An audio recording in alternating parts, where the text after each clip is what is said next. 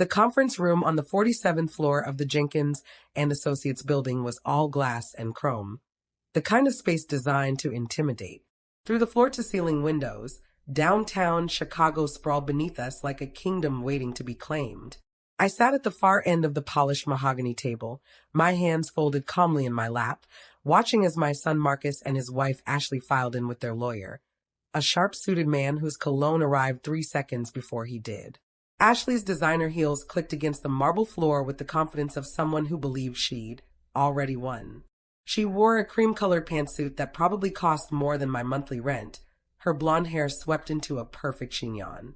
Marcus looked uncomfortable in his navy suit, his tie slightly loosened, but he stood beside her with the loyalty of a man who'd long ago stopped thinking for himself. Mrs. Thompson, their lawyer, Mr. Brennan, began, sliding a thick folder across the table toward me. "We're here to discuss the matter of the Thompson Family Trust and the business holdings your late husband established." I didn't reach for the folder.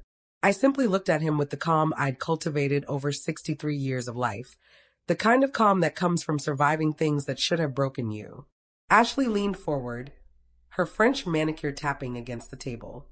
"We've been more than patient, Carol.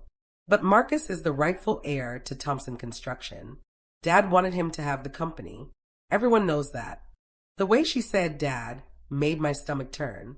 She'd barely spoken to James in the last 5 years of his life, but now she claimed him like a trophy. "We have documentation," Marcus added quietly, not quite meeting my eyes. Dad's wishes were clear.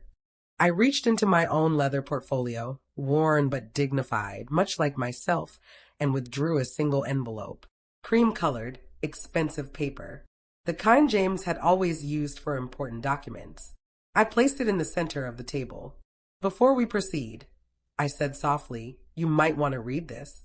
Mr. Brennan reached for it first, his professional mask slipping for just a moment as he scanned the contents. The color drained from his face.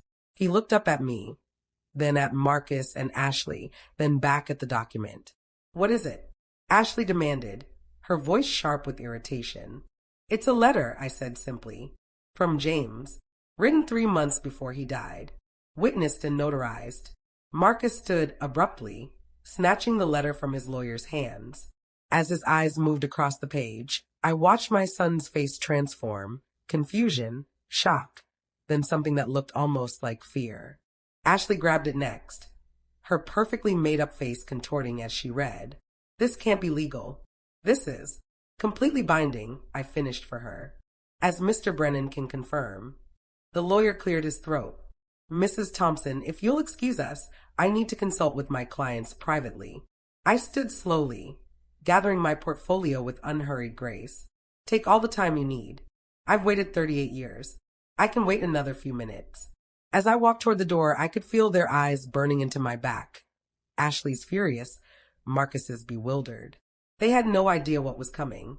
They thought they'd cornered a grieving widow, easy prey for their ambitions. They'd forgotten who taught their father everything he knew about business.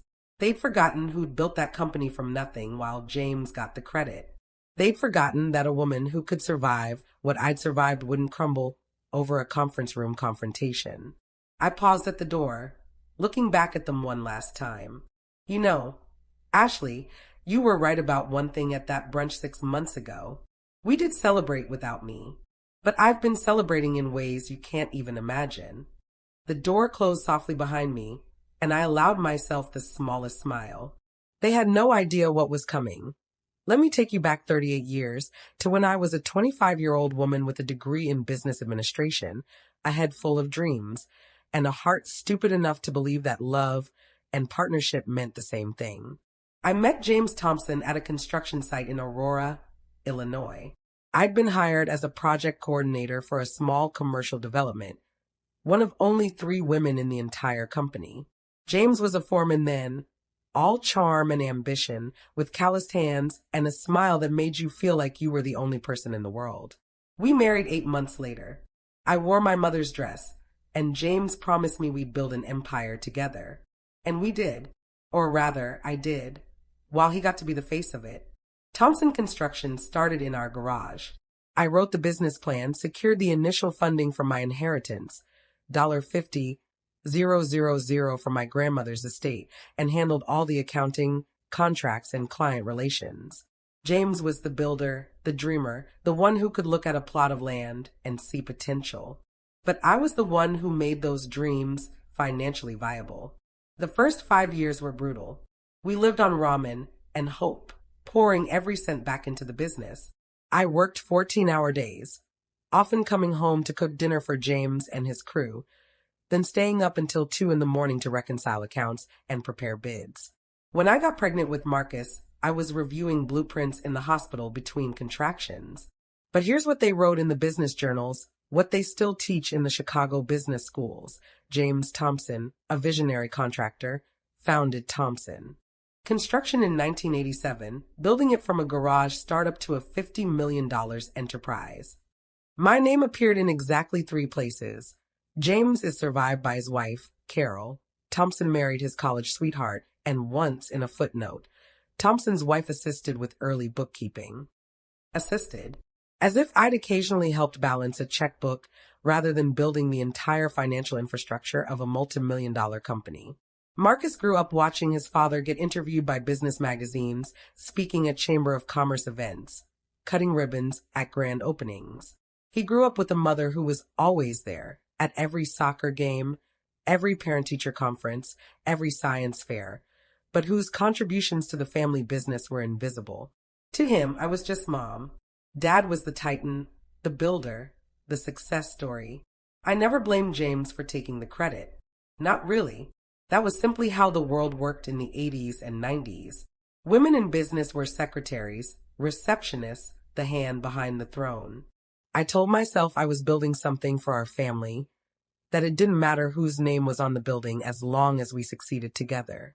But here's what I never told anyone. I kept everything.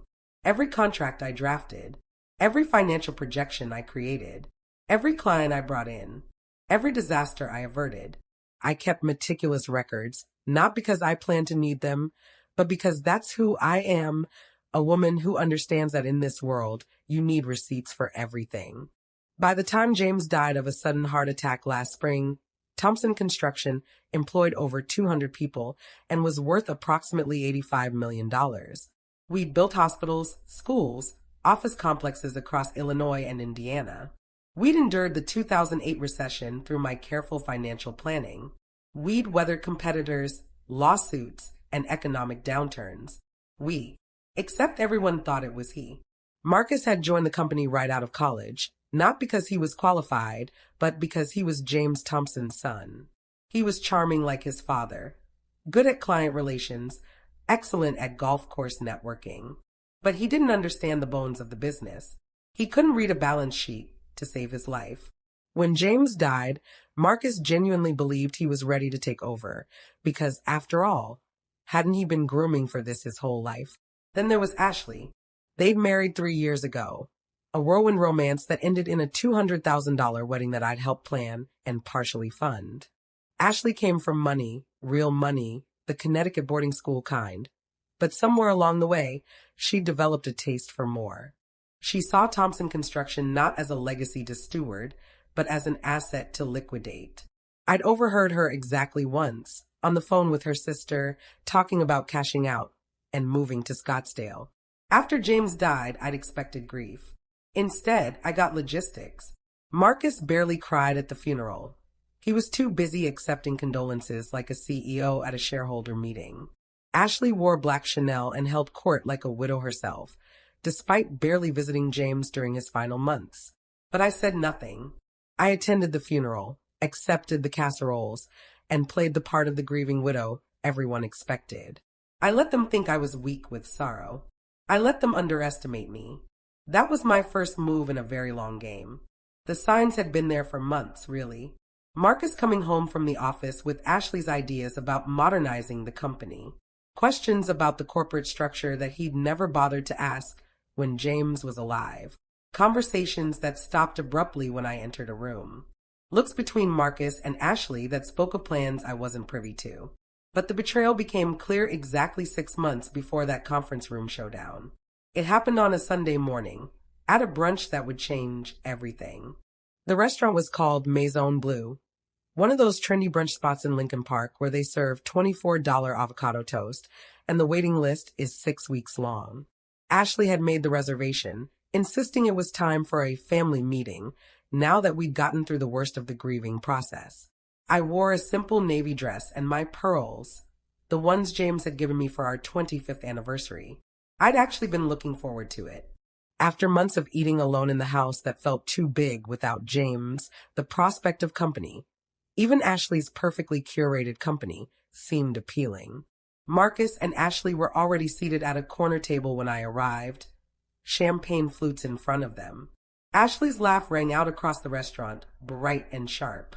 She wore cream, always cream or white, as if she were perpetually getting married, and her engagement ring caught the light with every gesture. "Carol," she called out, not bothering to stand. "You're here.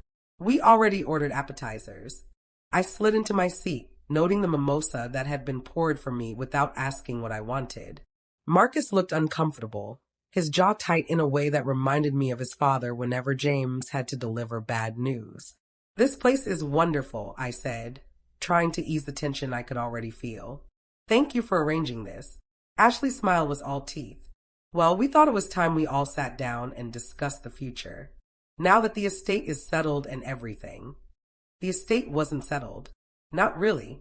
There were still legal matters to resolve, decisions to make about the business. But I simply nodded and waited. "Marcus has been working so hard at the company," Ashley continued, reaching over to squeeze his hand.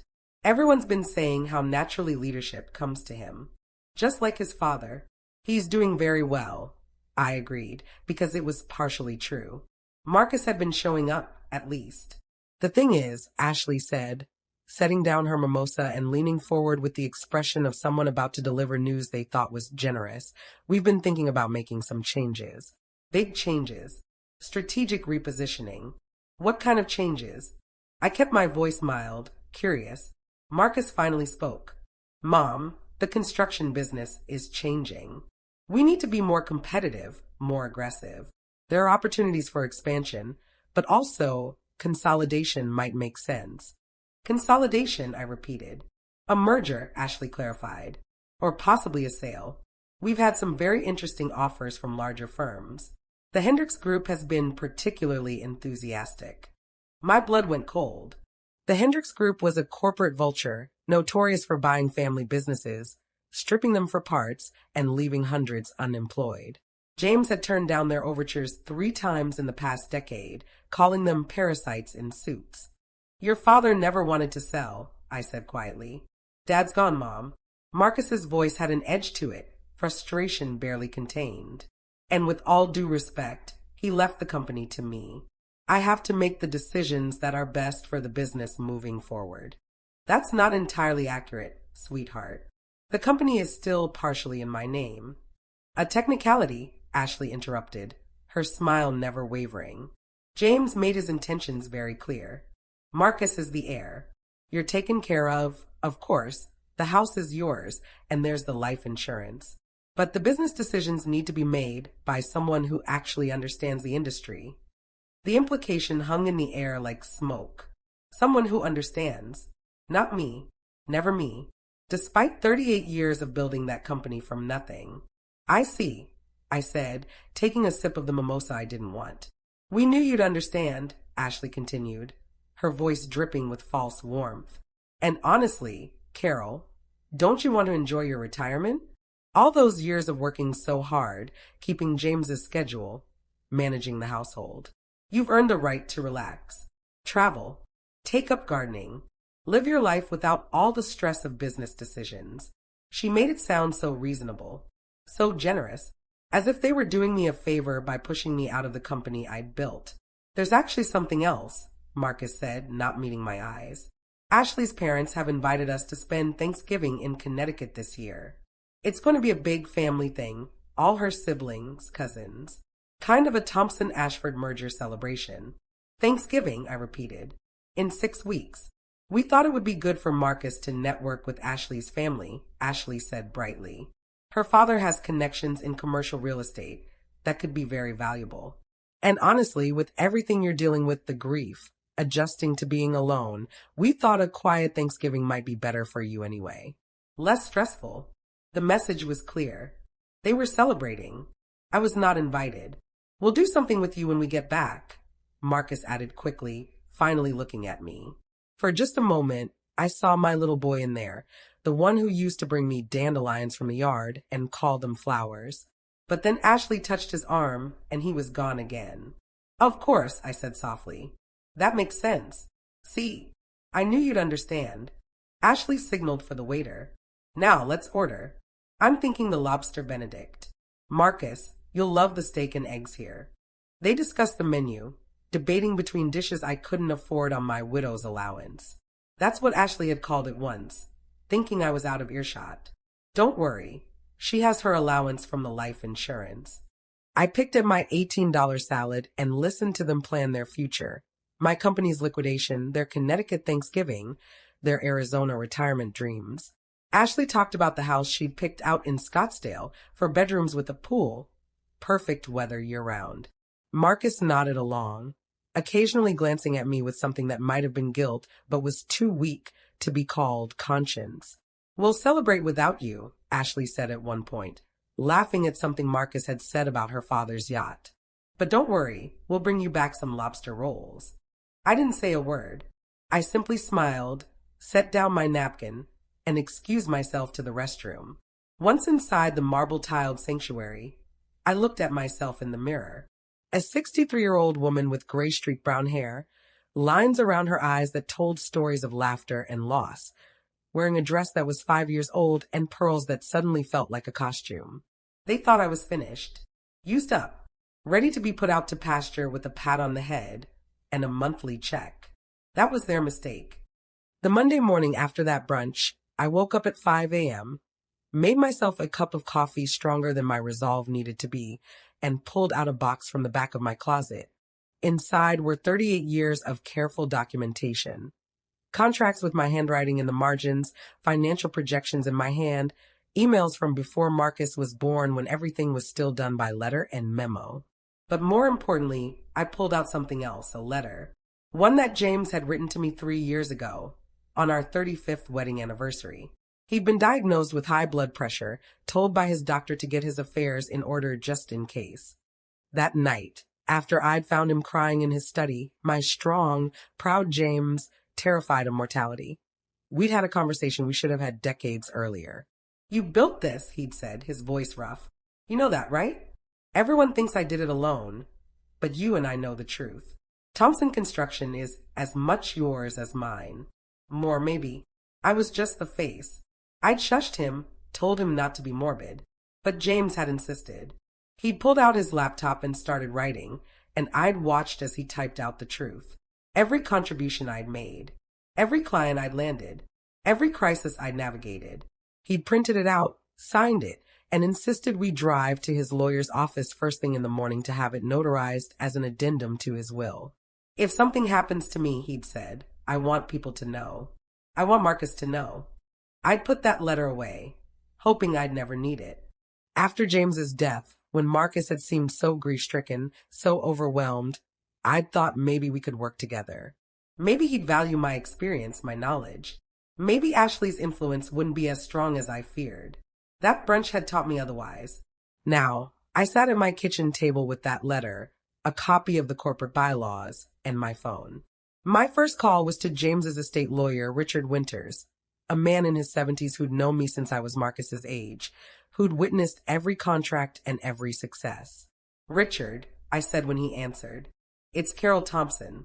I need to schedule a meeting, and I need you to pull all the original documentation on Thompson Construction's founding. There was a pause. Then, they're trying to push you out. Yes, your husband wouldn't have wanted that. I know. What do you need from me? Over the next 3 weeks, Richard and I met 5 times. We reviewed every document, every contract, every piece of corporate structure. James had been many things, but he'd also been thorough. The company wasn't just in Marcus's name. It was in a trust, one that required my approval for any major decisions, including mergers or sales. James had set it up that way specifically to protect the company from impulsive decisions. More importantly, the letter James had written wasn't just sentimental, it was a legal document outlining my contributions and establishing my role as co-founder, regardless of whose name appeared on the incorporation papers. They don't know about this, Richard said, tapping the letter. Marcus has been working with a new lawyer, someone Ashley brought in, Brennan, from one of those aggressive corporate firms. He's been advising them based on incomplete information. Can we stop the sale? Carol, you can do more than stop it. You can assume control. James's trust stipulates that if his heir acts against the company's best interests, as defined by the co-founders, you have the authority to override his decisions. Richard looked at me over his reading glasses. You've been quiet for so long. People forgot you were a founder at all. But the paperwork doesn't lie.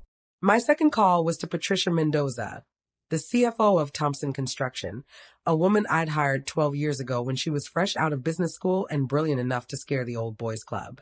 She'd remained loyal to me even after James's death, sending me weekly updates that Marcus didn't know about.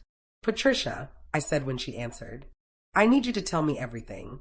And I need copies of every document Marcus has signed in the last 6 months. The silence on the other end was telling. Then, Mrs. Thompson, I was hoping you'd call. There are some things you need to see. We met at a coffee shop in Oak Park, far from the office. Patricia arrived with a folder thick enough to qualify as a weapon. Inside was a horror show. Preliminary sale agreements Marcus had initialed, cost-cutting measures that would gut our employee benefits, plans to liquidate our property holdings, including the land James had bought specifically to build affordable housing, his dream project that he'd never lived to complete. He doesn't understand what he's signing, Patricia said quietly. Or he doesn't care. Mrs. Ashley, has been the one driving everything. She's convinced him that selling to Hendricks is their ticket to easy wealth. She talks about liquidity events like the company is just a stock portfolio. How long until they can finalize the sale? Marcus needs your signature on several key documents. Without it, Hendricks won't proceed. They've been trying to work around it. But legally, you're still a co-owner through the trust structure. Brennan keeps telling them he's handling it, meaning they're planning to pressure me into signing. Or forge your signature. I wouldn't put it past them. I felt the anger then, sharp and clean. Not the hot rage that makes you stupid, but the cold fury that makes you dangerous. They thought I was weak, pliable. They thought a few tears and some manipulation would make me disappear. They'd forgotten who'd taught James Thompson how to negotiate. My third move was quieter. I started reaching out to our oldest clients, the ones who'd been with us from the beginning. Tom Harrington, who'd given us our first big contract for a strip mall renovation in 1989. Linda Chun, whose family had trusted us with 4 restaurant builds. Ray Morrison, who'd hired us to construct his daughter's medical clinic and had been so pleased he'd sent us 6 more referrals. I didn't tell them what was happening. I simply called to check in, to say hello, to remind them that I existed. Most of them were surprised to hear from me. Several admitted they'd assumed I'd retired. One, Tom Harrington, was blunt. Carol, I heard rumors about your boy selling to Hendricks. Tell me it's not true. Would that concern you? Hell yes. Hendricks is a chop shop. They'll get the company, fire everyone, and flip the contracts to the lowest bidder. No way I'd work with them. If Thompson goes to Hendricks, I'm pulling my contracts. How many others feel that way? Carol, I can think of 15 clients off the top of my head who'd walk. We trusted James because we trusted you. Everyone in the industry knows who really ran that company, no matter whose name was on the door. If Marcus is fool enough to sell to vultures, he'll find out real fast what happens when the old guard walks. I documented every conversation. Richard helped me draft a letter outlining the potential client exodus if the sale went through. It was devastating, professional, and absolutely true. Thompson Construction without its legacy clients was worth perhaps 40% of what Marcus thought he could sell it for. But I didn't send the letter. Not yet. Instead, I did something simpler. I took a copy of James's letter, the trust documents, and Patricia's folder to a small office downtown and had everything professionally copied, bound, and prepared.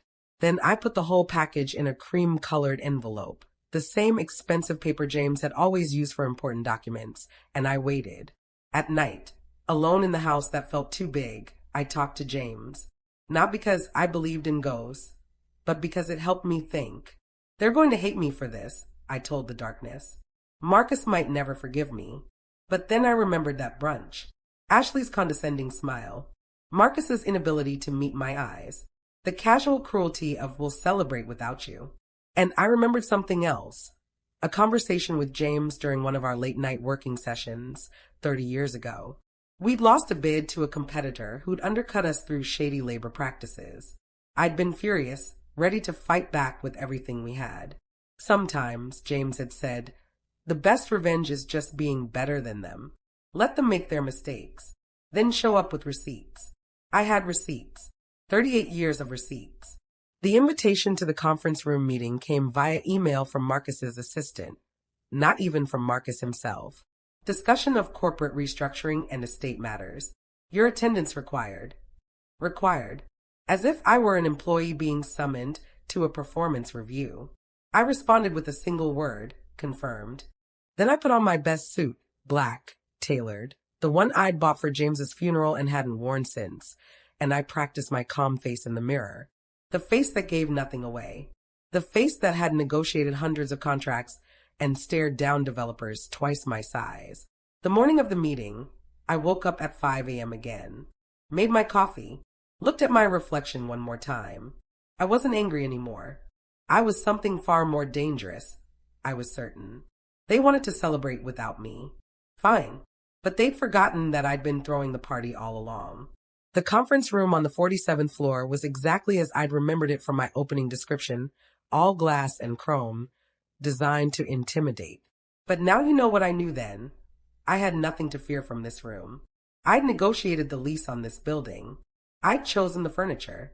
I'd even picked out the artwork on the walls, abstract pieces that James had privately called expensive confusion. When I walked in, Marcus and Ashley were already positioned at one end of the table like they owned the place, which I suppose they thought they did. Ashley's cream pantsuit was aggressively expensive, probably fresh from Michigan Avenue. Marcus had gotten a haircut since I'd last seen him, styled in that corporate executive way that made him look older than 35. Their lawyer, Mr. Brennan, stood as I entered. "Mrs. Thompson, thank you for coming." "Of course," I said simply, taking my seat at the far end of the table. I placed my leather portfolio in front of me, but didn't open it. Not yet. The pleasantries were brief and false.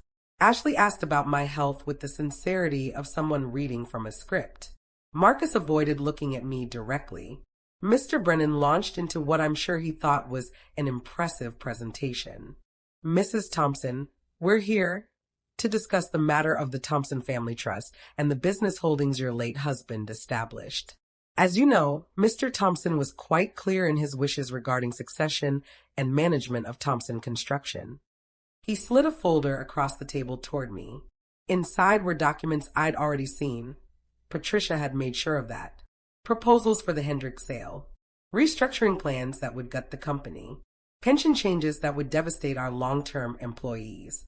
"We've been very patient," Ashley said, leaning forward with her perfectly manicured hands folded. "But Marcus is the rightful heir to Thompson Construction. James wanted him to have the company. Everyone knows that. There it was again. Everyone knows. As if repetition could make a lie true. We have documentation," Marcus added, finally meeting my eyes. There was a challenge in his look, but also something else, uncertainty, maybe. Or the last remnants of the boy who'd once trusted me to make things right. Dad's wishes were clear. I let them finish. Let them present their case, their logic, their carefully constructed narrative of Marcus the heir apparent and Carol the grieving widow who needed to step aside. Mr. Brennan even had projections showing how much money the sale would generate. "You'd be well taken care of," he assured me, as if that were my primary concern. When they finally fell silent, waiting for my capitulation, I reached into my portfolio and withdrew the cream-colored envelope. The same one I described in the opening. I placed it in the center of the table with the same calm deliberation. "Before we proceed," I said softly, "you might want to read this." I watched Mr. Brennan's face as he opened it. Watched the professional mask slip as his eyes moved across James's letter. The color drained from his face in real time, like watching a video in reverse. He looked up at me, then at Marcus and Ashley, then back at the document as if reading it again would change what it said. "What is it?" Ashley demanded, her irritation sharp. This wasn't in her script. I was supposed to be cooperative, broken, easy to manipulate. "It's a letter," I explained. "From James. Written 3 years ago, shortly after his high blood pressure diagnosis. Witnessed by Richard Winters, our state attorney, and notarized by Karen Chun at City Notary Services. It's legally binding and supersedes any assumptions about James's wishes." Marcus stood abruptly, his chair scraping against the floor.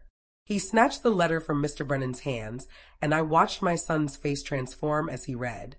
Confusion first, his eyebrows drawing together in that way he'd done since he was a child encountering a math problem he couldn't solve. Then shock, his eyes widening as he reached the key passages. Then something that looked almost like fear. "This can't be legal," Ashley hissed, grabbing the letter. Her perfectly made-up face contorted as she read. "This is ridiculous. James never said any of this when he was alive. This is completely binding," I finished for her. "As Mr. Brennan can confirm." The lawyer cleared his throat. His earlier confidence evaporated. He looked like a man who just realized he'd been giving advice based on a fundamentally flawed understanding of the facts. "Mrs. Thompson, if you'll excuse us, I need to consult with my clients privately." Of course, I stood slowly, gathering my portfolio with unhurried grace. I'd waited 6 months for this moment. I could wait another few minutes. As I walked toward the door, I could feel their eyes burning into my back. Ashley's gaze was pure fury, the kind of rage that comes from having a sure thing yanked away at the last moment. Marcus's stare was more complex, bewildered, hurt, angry, confused. I paused at the door, turning back to look at them one final time. They looked small suddenly, despite Ashley's expensive suit and Marcus's executive haircut. Small and exposed, like children who'd been caught doing something they knew was wrong.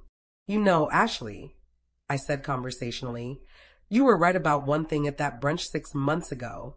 You said we'd celebrate without you. But I've been celebrating in ways you can't even imagine." The door closed softly behind me, and I allowed myself the smallest smile. Through the glass wall, I could see Mr. Brennan hunched over the letter, shaking his head. Ashley was on her feet, gesticulating wildly, her composure completely shattered. Marcus sat frozen, still holding the letter, reading it over and over as if he could change the words through sheer force of will. I walked to the elevator bay and pressed the button. While I waited, Richard Winters emerged from a conference room down the hall. I'd asked him to be nearby, just in case. He raised an eyebrow in question. "They're reading it now," I said. And exactly as we predicted. Shock, denial, and rage. "Give them 10 minutes, Richard advised. Then they'll start trying to negotiate." But we both knew there was nothing to negotiate. James's letter was crystal clear. It documented every contribution I'd made to Thompson Construction, every client I'd brought in, every financial crisis I'd navigated, every decision I'd made that kept the company alive. It established me as co-founder, not just in sentiment but in legal fact. More importantly, it activated a clause in the trust that Marcus hadn't known existed. If James's heir acted against the company's best interests, as defined by the co-founders, I had the authority to override his decisions. And selling to Hendricks, gutting employee benefits, and liquidating our assets certainly qualified as against the company's best interests. The letter also contained one more thing, James's apology. He'd written in his own hand that he was sorry for taking all the credit, sorry for letting me work in the shadows, sorry for not being brave enough to tell the truth while he was healthy. "Carol," he'd written, "you are the heart and soul of Thompson Construction. Everyone thought I built this company, but we both know it was you. If Marcus tries to sell, stop him. This company is your legacy, not just mine. Don't let anyone take it from you." My phone buzzed. A text from Patricia. "Rumor mill is already churning. Everyone knows there's a meeting. They're scared about their jobs." I typed back, Tell them to hold steady. Change is coming. Good changes. 15 minutes later, Mr. Brennan emerged from the conference room, looking like a man who'd aged 5 years in an afternoon. Mrs. Thompson, he said stiffly, my clients would like to continue the discussion. Of course, when I re-entered the conference room, the dynamic had shifted entirely. Ashley was still standing, her arms crossed, radiating fury. But Marcus was seated again, his shoulders slumped, the letter still in his hands. He looked like a little boy who'd disappointed his mother, which in a way he had. This changes nothing, Ashley said immediately. We'll contest this. No judge will uphold a letter written while James was sick. He wasn't sick, I interrupted calmly. He had high blood pressure. He was completely lucid. We have his doctor's records, if you'd like to see them. We also have testimony from Richard Winters, who will confirm that James was of sound mind and acting of his own free will. Then we'll argue undue influence, Ashley shot back. You manipulated him. Ashley. Marcus's voice was quiet, but it cut through her diatribe. Stop. We're not giving up. She's right. Marcus set down the letter and finally looked at me. Really looked at me, perhaps for the first time in months. Dad wrote this. I recognize his handwriting. I recognize everything he's saying. So what? Ashley turned on him. Are you just going to let her steal everything we've worked for? The laugh that escaped me was involuntary. Everything you've worked for? Ashley, you've never worked a day at Thompson Construction. You've attended precisely 3 company events and spent most of those on your phone. And Marcus, I turned to my son, I'm not stealing anything. This company was always mine and your father's together. He made sure that was legally documented. All I'm doing is ensuring it doesn't get destroyed by people who don't understand its value. The Hendricks deal would have made us $30 million, Ashley said, her voice sharp. The Hendricks deal would have made you $30 million, I corrected. After they gutted the company, fired our employees, and destroyed everything James and I spent 38 years building. But you're right about one thing. It would have made you wealthy, at the cost of 200 jobs and a legacy that meant something. Legacy doesn't pay for houses in Scottsdale, Ashley muttered. And there it was. The truth laid bare. This had never been about running the company, honoring James's memory, or continuing his work. It had been about cashing out, about trading something meaningful for something easy. Mr. Brennan, I said, turning to the lawyer, I assume you've advised your clients about the legal implications of this letter? He nodded reluctantly. The trust structure is clear. Any major decisions regarding Thompson Construction require unanimous approval from both founders. Since Mrs. Thompson is now established as co-founder, she has veto power over the proposed sale. And if we try to move forward anyway, Ashley demanded, then I seek an injunction, I said simply. And I have 15 major clients ready to testify that selling to Hendricks would violate their contracts and destroy relationships they built with Thompson Construction, specifically because of its reputation and values. The legal battle would tie up the sale for years, cost you millions in legal fees, and tank the company's value. Even if you won, which you wouldn't, you'd be left with nothing but debt and broken contracts. The silence in the room was absolute. Even Ashley seemed to recognize that she'd lost. Marcus spoke quietly. What do you want, Mom? It was the first time he'd called me Mom since the brunch. In that moment, I saw a flicker of the boy I'd raised. The one who'd brought me dandelions. The one who'd cried when his hamster died and I'd held him until he fell asleep. The one I'd hoped would grow into a man who understood that some things matter more than money. I want you to step back from the company, I said gently. Not forever, but until you understand what Thompson Construction really is, what it means to the people who work there, what it meant to your father and to me. You're firing him? Ashley's voice was shrill. I'm giving him time to learn what he should have learned years ago. He can return when he's ready to run the company the right way. Or he can walk away permanently. His choice. Marcus stared at me for a long moment. Then, slowly, he nodded. Just once. It wasn't acceptance. It wasn't forgiveness. But it was acknowledgement. And the Hendricks deal? Mr. Brennan asked. Dead, I said flatly. Thompson Construction is not for sale. Not to Hendricks. Not to anyone. The aftermath of that meeting rippled through my life like a stone thrown into still water. What I'd done in that conference room wasn't just about stopping a sale. It was about reclaiming a truth that had been buried for nearly 4 decades. Marcus and Ashley left the building separately that day. I watched from the lobby window as Marcus walked to his car alone, his shoulders hunched against a cold October wind.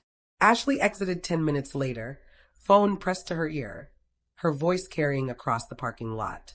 I didn't need to hear the words to know she was calling her parents, her sister, anyone who would validate her rage. The next 48 hours were a masterclass in controlled chaos. First came the phone calls. Ashley's mother, Constance Ashford, called me at 7 p.m. that same evening. Her voice had the clipped precision of Connecticut boarding schools and generational wealth. Mrs. Thompson, I think there's been a misunderstanding. Ashley tells me you've made some rather dramatic claims about the company. Not claims, Constance. Facts. Legally documented facts. Be that as it may, I hardly think it's appropriate to undermine Marcus in this way. He's James's son, the natural heir. The natural heir who was about to sell his father's legacy to corporate raiders. There was a pause. The Hendricks Group is a respected firm. The Hendricks Group has destroyed 4 family construction companies in the Chicago area in the last decade. They strip assets, fire employees, and flip contracts to whoever will take them. Your son-in-law was about to make 200 people unemployed, so he and your daughter could buy a house in Arizona. Another pause, longer this time. I see you've researched this. I built this company, Constance. I don't need to research what I already know. She hung up without another word. The second call came from Marcus himself at 2 in the morning. I was awake. Sleep had become elusive in the months since James died. When I answered, there was only breathing on the other end for several seconds. Mom, his voice was young, uncertain. I'm here, sweetheart. Did you really build the company? All of it. It was such a simple question, and it broke my heart. How had my own son not known? But I knew the answer, because I'd let him not know. Because I'd been content to stay in the shadows, believing that was what a good wife did. That was what a good mother did. Not all of it, I said honestly. Your father was brilliant. He could see potential where others saw problems. He understood people, motivated crews, inspired clients. But yes, Marcus, I built the financial structure. I secured the funding. I managed every crisis. I drafted every major contract for the first 15 years. After that, I trained Patricia and the rest of the admin team to do what I'd been doing. But I never stopped being involved. Never stopped caring. Never stopped fighting to keep this company alive. Why didn't you tell me? Would you have believed me? I kept my voice gentle. You grew up watching your father get awards, give speeches, cut ribbons. You grew up in a world where women were secretaries and men were executives. I was just mom. How could I compete with that? Ashley says you manipulated Dad. That you're lying about all of this. Do you believe that? The silence stretched. Then, I don't know what to believe anymore. Then don't believe me. Believe the documents. Believe the contracts with my handwriting on them. Believe Patricia, who's been CFO for 12 years and knows exactly who's been making the real decisions. Believe Tom Harrington and Linda Chen and all the other clients who've told you they'll walk if you sell to Hendricks. Believe the evidence, Marcus. That's all I'm asking. I thought I was doing the right thing. Ashley said the company would be worth more if we consolidated. She said you'd be taken care of. She said what she needed to say to get what she wanted. And Marcus, I need you to hear this. I don't blame you for believing her. She's your wife. You're supposed to trust her. But you need to ask yourself if she's ever shown real interest in the company, or if she's only interested in what it can give her. Another long silence. Then I need to think. That's all I want you to do. He hung up without saying goodbye. The third wave of fallout came from inside the company itself. On Monday morning, I walked into Thompson Construction's headquarters for the first time since James's funeral. The office was on the 3rd floor of a building we'd constructed in 1995, one of our first major projects. The lobby still had the marble James had insisted on, the same modern artwork I'd chosen to make it feel welcoming rather than sterile. Patricia met me at the elevator. Word spread fast, she said. Everyone knows something happened Friday. The rumors range from Mrs. Thompson is taking over to the company is bankrupt and we're all fired. Let's correct the record then. We called an all-staff meeting for 11 a.m. 200 employees crammed into the company cafeteria, a space that usually hosted birthday celebrations and retirement parties. They looked scared. In this economy, losing a job meant months of uncertainty. Many of these people had families, mortgages, children in college. They'd built their lives around the stability of Thompson Construction. I stood at the front of the room, looking at faces I'd known for years, some for decades. There was Miguel Rodriguez, who'd started as a laborer 20 years ago and was now one of our best site supervisors. There was Keisha Washington, who'd been James's assistant and then Marcus's, a woman who could organize chaos into beauty. There was young Danny Park, fresh out of architecture school, who'd told me at his interview that Thompson Construction was his dream job because we built things that mattered. Thank you all for coming, I began.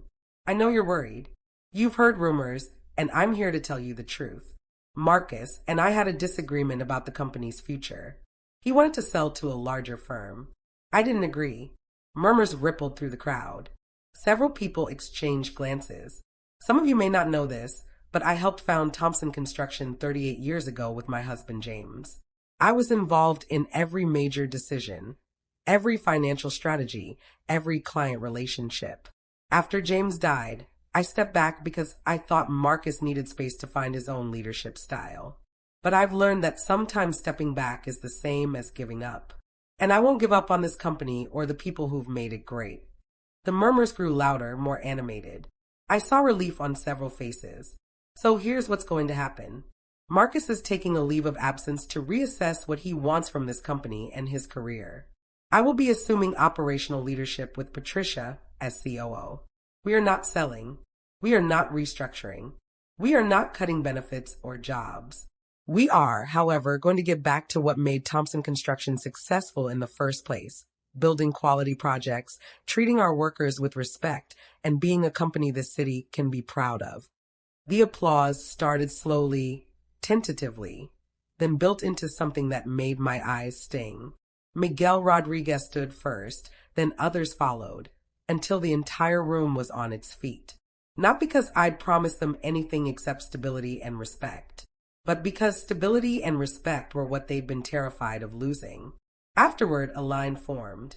People wanted to shake my hand, thank me, share their stories. Keisha hugged me and whispered we knew. A lot of us knew about what you did.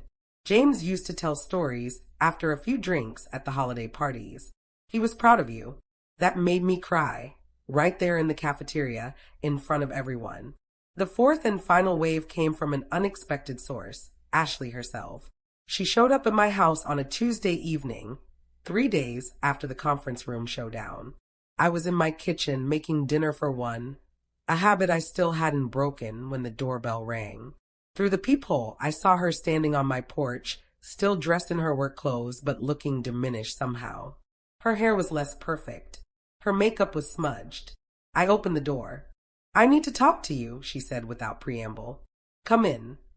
We sat in my living room, the same room where I'd hosted her bridal shower 3 years ago, where Marcus had opened Christmas presents as a child, where James and I had slow danced on our 30th anniversary because we were too tired to go out. All of that history pressed down on us as we faced each other across the coffee table. You've won, Ashley said. Her voice was flat, emotionless. Marcus is a mess. He barely sleeps. He just sits in his study reading through old company records. My parents are furious with me for mishandling the situation. The Hendricks deal is dead. I didn't do this to win, Ashley. Yes, you did. For the first time, there was real emotion in her voice. Not anger, but something raw. Honesty, maybe. You wanted to prove you were stronger than us, that you built something we couldn't destroy. And you succeeded. Congratulations. Is that really what you think? I leaned forward. Ashley, I didn't do this for ego. I did it because 200 people were about to lose their jobs, so you could have a pool in Arizona. I did it because James's legacy, our legacy, was about to be sold off in pieces. I did it because someone had to be the adult and say no. You took everything from Marcus. I took nothing that was his to begin with. He's still a Thompson. He's still James's son. He still has a future at the company if he wants it. But he has to earn it. Not because of his last name, but because he understands what the company means. Ashley stood abruptly. He's choosing you, she said quietly. He's not saying it directly, but I can tell. He's choosing the company and you over our future together. Over what we plan. I stood too. Then maybe your plans were built on the wrong foundation. Maybe they were built on money that wasn't yours and dreams that only one of you actually had. She looked at me then, really looked at me, and I saw something I hadn't seen before, fear. Not of me, but of being ordinary. Ashley Ashford Thompson was a woman who'd grown up with everything, who'd expected marriage to bring her more of everything, and who was now realizing that everything wasn't guaranteed. What am I supposed to do now? She asked, and for just a moment, she sounded very young. I can't answer that for you, but I can tell you what I did when I had to start over. I figured out what I actually wanted, not what I thought I should want. And then I built it, piece by piece, day by day. You're smart, Ashley. You're capable. You don't need Marcus's money or my company to have a good life, but you do need to figure out what a good life means to you. She left without another word. I watched her drive away in her white Mercedes, and I wondered if she'd heard me. If any of it had penetrated the armor of entitlement and ambition she wore. 2 weeks later, Marcus came to see me. Not at the house, at the office. He knocked on the door of what had been James's office, what was now mine, and waited for permission to enter. Can we talk? He asked. Of course. He sat across from me, and I saw that he'd changed. The corporate executive polish was gone. He looked tired but clearer somehow, present in a way he hadn't been in years. I've been going through Dad's files, he said. Old contracts, emails, notes. Everything Patricia gave me access to. And Mom, you were there. In everything. Your handwriting on the margins. Your signature on the contracts. Your notes about client preferences and site issues. You were everywhere and I never saw it. You weren't supposed to see it. That's how it worked back then. The man got the credit, the woman did the work. We told ourselves it was partnership, but really it was just inequality wrapped in love. Dad knew though. He knew what you did. Eventually. It took him a long time to really see it. To really understand that the company wouldn't exist without me. But yes, in the end, he knew. Marcus pulled out a paper from his pocket. It was one of James's old memos, something from 15 years ago. He wrote this about a project in Hammond. He says, we won the bid because Carol negotiated terms they couldn't refuse. She's the best closer I've ever seen. Note to self, tell her this more often. Marcus looked up at me. Did he? Tell you. Sometimes. In private. But never publicly. Never in a way that mattered to anyone but us.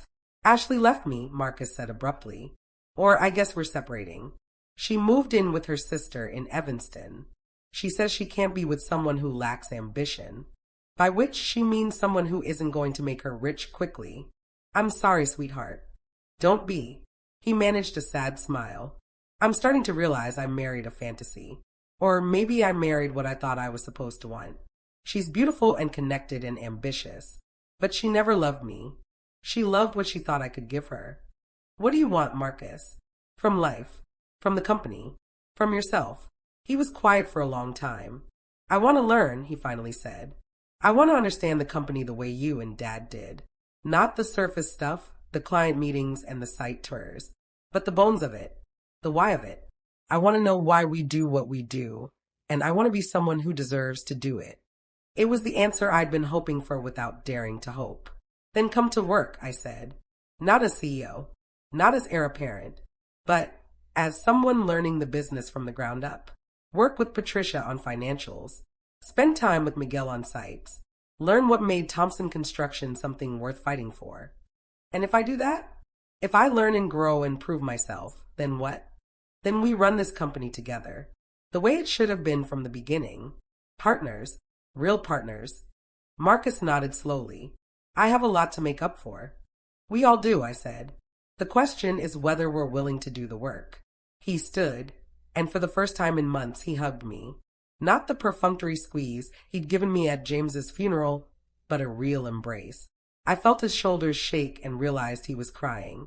"I'm sorry, Mom," he whispered. "For all of it. For not seeing you. For being so stupid. You weren't stupid. You were young and in love and convinced you knew better. We all go through that. The trick is what we do after we realize we were wrong." When he left, I stood at my window, James's window, and looked out over Chicago. The city was lit up in the twilight, a million lights representing a million stories. Thompson Construction had helped build some of those buildings.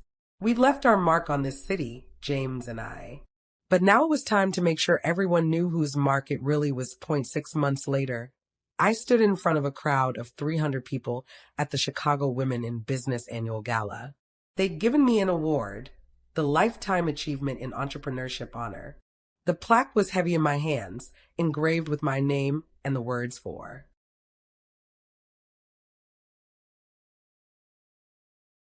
pioneering leadership and decades of excellence in construction and business development.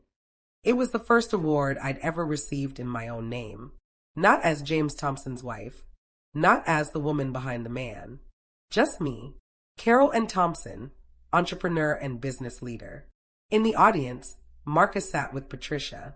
He'd been working at the company for 5 months now, truly working, learning accounting from Patricia, spending weeks on construction sites, understanding the intricacies of permits and regulations and client relationships. He'd lost the polished executive veneer and gained something better, competence and humility. He smiled at me as I adjusted the microphone. "Thank you for this honor," I began. "It comes at an interesting time in my life. For 38 years, I worked in the shadows of a business I helped create. I made that choice consciously, believing that partnership meant one person shines while the other supports.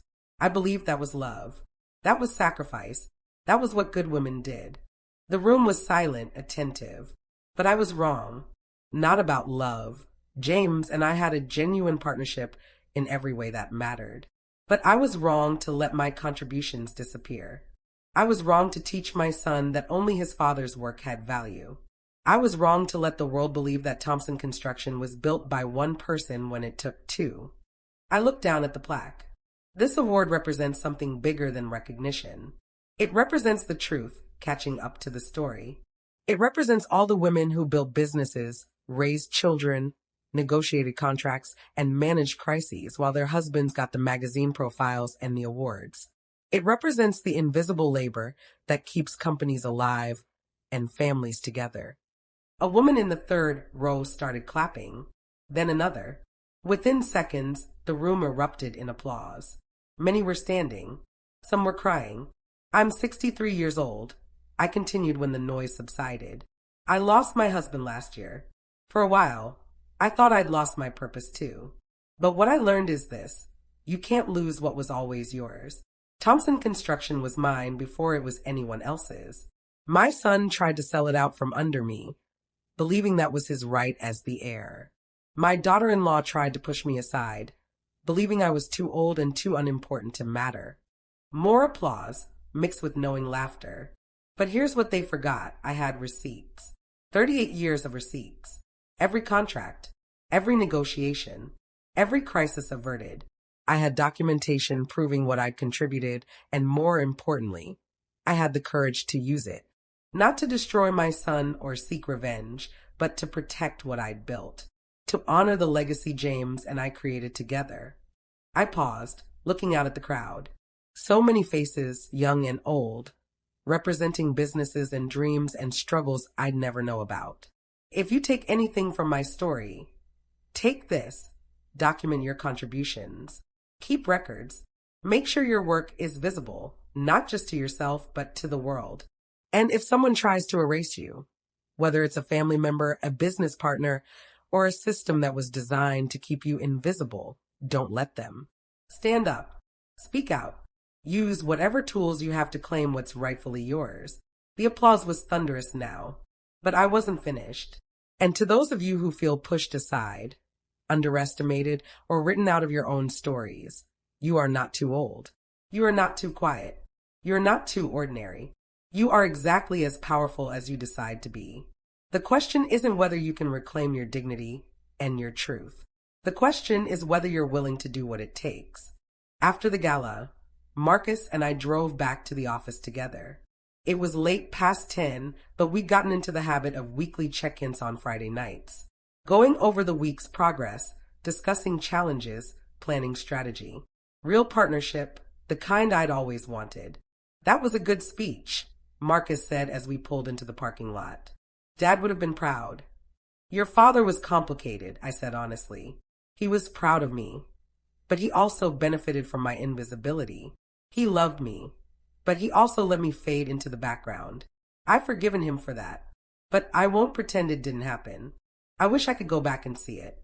Really see it. All the work you did. You can't go back. None of us can. But you can do better going forward. You can make sure the next generation knows that business success comes from teams, from partnerships, from the contributions of everyone involved. You can make sure that when Thompson Construction is written about in 50 years, both our names are in the story. We sat in comfortable silence for a moment. Then Marcus asked, do you think Ashley and I could have made it work? If I'd been different, or she'd been different, or... I don't know, I said truthfully. Maybe. But Marcus, you can't build a life with someone who only wants you for what you can give them. Love has to be about who you are, not what you have. Ashley fell in love with the idea of wealth and status. She never really knew you. And honestly, you never really knew yourself well enough to know if you were compatible. I'm figuring it out now. I know you are, and I'm proud of you for it. We went inside the building together, riding the elevator up to the 3rd floor. The office was empty except for the night security guard, a man named Phil who'd been with us for 12 years. He waved as we passed, and I waved back. These small acknowledgments mattered. Seeing people, respecting them, remembering that every person in a company contributes to its success. In my office, I pulled out the plans for our next major project, the affordable housing development James had dreamed about. We'd broken ground last month, finally moving forward with his vision. It would be called Thompson Commons, honoring both of us. The first time both our names would appear on a building. Marcus studied the plans with the intensity he'd been bringing to everything lately. These units are smaller than most affordable housing projects. Why? Because small means lower cost, which means lower rent, which means more people can afford them. We sacrifice some profit margin to maximize impact. That was always your father's philosophy. Buildings should serve the community, not just generate revenue. Even if it means less money. Especially if it means less money. Thompson Construction has always been profitable. We don't need to squeeze every last dollar out of every project. We need to build things that make Chicago better. That's the legacy worth protecting. Marcus nodded slowly, making notes. This is what Ashley never understood. It was never about the money for you and Dad, was it? The money mattered. Don't romanticize it. We needed to pay employees, cover costs, survive recessions. But it was never the point. The point was building something that would outlast us. Something that would make the city better. Something that would give people good jobs and safe homes and beautiful spaces. That's what makes the work meaningful. We worked until past midnight, refining plans and discussing strategy. When Marcus finally left, hugging me goodbye with genuine warmth, I stayed behind. I stood at the window, looking out over Chicago's night skyline, and thought about the journey that had brought me here. From a garage startup to a multi-million-dollar company. From invisible partner to recognized founder. From a woman told to step aside to a woman who claimed her rightful place. It had taken 38 years, a betrayal, and the courage to fight back. But I'd done it. My phone buzzed. A text from Richard Winters. Saw your speech on the news. James would be proud. More importantly, you should be proud of yourself. I smiled and texted back. I am. The next morning, I woke early as always and made my coffee. The house was still too big, still too quiet. I still missed James every single day. But I'd learned that grief and triumph could coexist. That you could mourn what you lost while celebrating what you'd reclaimed. I drove to a coffee shop in Lincoln Park, not Maison Bleu, never there again, and met with 3 of my old clients. Tom Harrington, Linda Chun, and Ray Morrison. We discussed potential projects, shared stories, and laughed about the old days. They treated me like the business owner I'd always been, The partner James should have introduced me as decades ago. Thompson Construction has a different feel now, Tom said. More energy, more purpose. That's Carol, Linda said, raising her coffee cup in a toast. She always was the secret weapon. Now she's not so secret anymore. After the meeting, I went to the construction site for Thompson Commons. Miguel Rodriguez gave me a tour, showing me the progress on the first building. Workers greeted me by name. They asked questions about design choices, timeline, budget. They treated me like someone whose opinion mattered. Because it did. That evening, I went home to find a package on my doorstep. Inside was a framed photograph. Marcus must have found it in James's things. It showed James and me at the groundbreaking for our very first commercial project, 35 years ago. We were both young, muddy, grinning like idiots. In the photo, James's arm was around my shoulders, and he was looking at me instead of the camera. The expression on his face was pure pride. On the back, in James's handwriting, Carol, the real builder. 1989. I hung it in my office, right next to my Lifetime Achievement Award. 2 pieces of recognition, decades apart, telling the same truth. I built this. 3 months later, Marcus formally rejoined Thompson Construction as Vice President of Operations. Not CEO, not President, VP, a position he'd earned through hard work, learning, and genuine growth. We announced it at a company meeting, and the applause was sincere. People had watched him transform from an entitled heir to a legitimate colleague. At the meeting, I made an announcement. Effective immediately, Thompson Construction's official history will be updated to reflect the truth.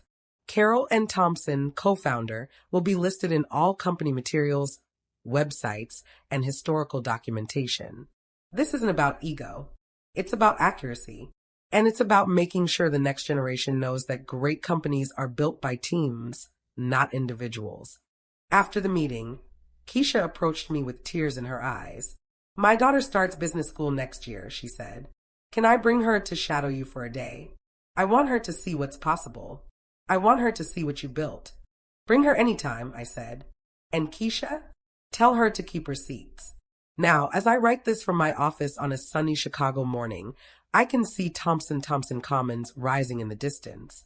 In 3 months, 50 families will move into affordable housing built to James's specifications with my financial planning. Their children will grow up in a safe community with good schools nearby. Their parents will have the stability to build better lives. That's the legacy, not the awards or the recognition, though those matter. Not the money, though that enables everything else. The legacy is the difference we made. The buildings that house people, the jobs that feed families, the community we strengthened.